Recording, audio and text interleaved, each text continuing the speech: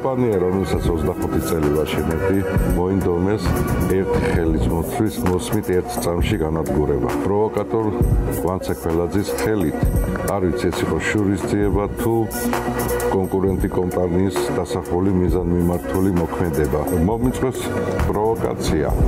თითქოს ჩემ კომპანიაში დასაქმებულ თანამშრომელზე ვანცე ქველაძეზე ვიძალადი, მაგრამ არ მიძალადი, არც სიტყვიერი შეურაცხყოფა არ ყოფილა და არც ფიზიკური დაპირისპირება არ ყოფილა. ახარ ვიცი რა გავაკეთო.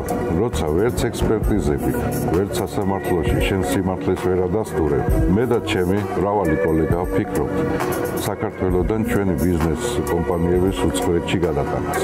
იქ სადაც დაუცველი ხარ, პროვოკაციის სფერბლი, არათუ მუშაობა, ცხოვრებაც არ არის.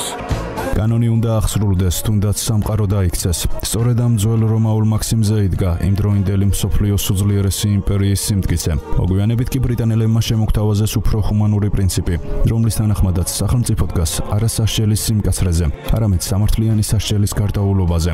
ეს ნიშნავს, რომ ქვეყნის სტაბილურობის უმთავრესი გარანტია არის სამართლიანობის განცდა და კანონის გარდაუვალი აღსრულება. ჩემი მტერიც კი მეწოდება რა. ის რა თქმა უნდა ცოდვაა და შესაძლებელია, იმიტომ არ იცის რას აკეთებს და არ ესმის რას ჩადის. სიმართლე გავს მზეს, რომელიც დიდხანს არ დაიმალება, ეს ყოველთვის გამოვა და გამოკაშკაშდება. იმედია, სამართალი იზეიმებს და რეზო რაზმაძე არ გახდება იმ 10,000-ობით მამაკაციდან კიდევ ერთი მათგანი, რომელიც დაუმსახურებლად გახდა მსხვერპლი, სუნდერული, ფსევდოფემინისტური დაჯგუფების.